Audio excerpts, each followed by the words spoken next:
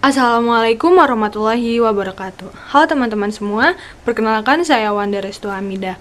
Di video ini saya akan membahas tentang sejarah politik yang berjudul Konflik Kekerasan Internal dan Ekonomi Politik yang terjadi di Asia Pasifik. Konflik kekerasan internal di Asia Pasifik melibatkan berbagai masalah seperti pemberontakan ideologis, separatisme, perpecahan etnis, dan konflik atas sumber daya alam. Kawasan Asia Pasifik memiliki sejarah kekerasan internal yang panjang, seringkali diperburuk oleh pengaruh eksternal, faktor kolonialisme, dan bahkan ketidakadilan ekonomi. Negara yang pertama adalah Indonesia. Konflik kekerasan internal di Papua dan Aceh. Konflik kekerasan internal di Papua merupakan konflik berkepanjangan di Indonesia yang melibatkan berbagai isu seperti identitas etnis, marginalisasi sosial ekonomi, hak asasi manusia, dan pengelolaan sumber daya alam. Berikut adalah sejarah dan faktor yang mempengaruhi konflik tersebut. 1. Integrasi Papua ke Indonesia. Sebelum menjadi bagian dari Indonesia, dulunya Papua disebut sebagai Irian Barat, berada di bawah kekuasaan kolonial Belanda. Saat Indonesia merdeka pada tahun 1945, Belanda berusaha mempertahankan Papua sebagai koloni dengan alasan perbedaan ras dan budaya. Pada tahun 1961, Belanda mendirikan Dewan Lokal untuk mempersiapkan kemerdekaan Papua. Namun, di bawah pemerintahan Presiden Soekarno mengklaim bahwa Papua adalah bagian dari wilayah Indonesia. Perselisihan antara Indonesia dan Belanda berujung pada perjanjian internasional yang dikenal dengan Perjanjian New York 1962, yang menetapkan bahwa Papua akan diserahkan kepada Indonesia setelah dilakukan referendum. Komando saya dengan tegas ialah gagalkan, hei seluruh rakyat Indonesia, gagalkan pendirian negara Papua itu.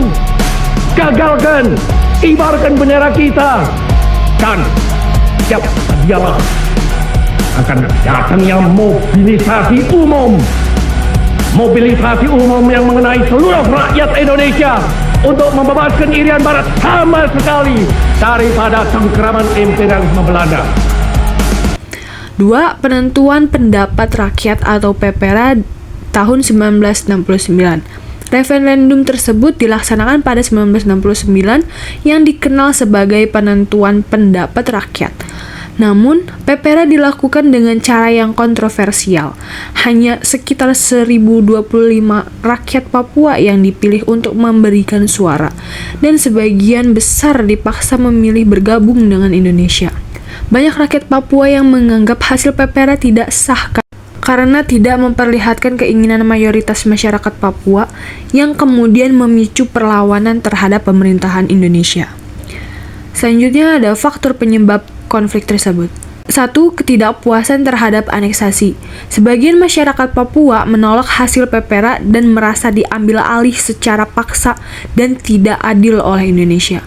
Hal ini memicu munculnya perlawanan terhadap pemerintah Indonesia, termasuk organisasi Papua Merdeka, yang didirikan pada tahun 1965 untuk memperjuangkan kemerdekaan Papua. 2. Eksploitasi sumber daya alam. Papua merupakan wilayah yang kaya akan sumber daya alam.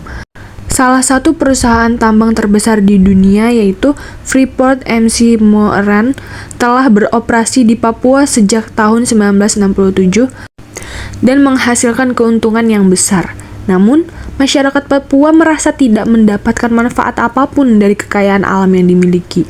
Mereka juga merasa dirugikan oleh adanya kerusakan lingkungan yang disebabkan oleh aktivitas tambang dan tidak adanya pembagian yang adil atas hasil kekayaan alam tersebut.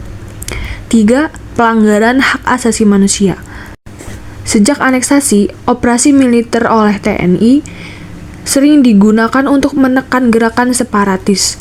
Selama beberapa dekade, terdapat banyak laporan pelanggaran hak asasi manusia, termasuk penangkapan sewenang-wenang, penyiksaan, pembungkaman, dan pembunuhan warga sipil. Pendekatan militer ini menimbulkan ketegangan yang mendalam antara penduduk asli Papua dan pemerintah Indonesia. memperkuat sentimen separatis dan ketidakpuasan. 4. Marginalisasi sosial ekonomi. Masyarakat Papua sering merasa tersingkirkan oleh kebijakan-kebijakan pemerintahan Indonesia. Program transmigrasi yang memindahkan penduduk dari pulau-pulau lain pindah ke Papua menyebabkan penduduk asli Papua merasa tergusur dan terusik dari tanah mereka sendiri, baik secara sosial maupun ekonomi.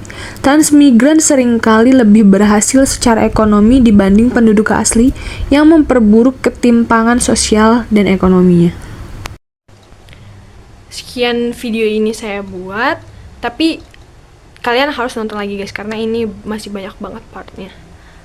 Terima kasih banyak, jangan lupa like, komen, udah itu aja. Terima kasih. Wassalamualaikum warahmatullahi wabarakatuh.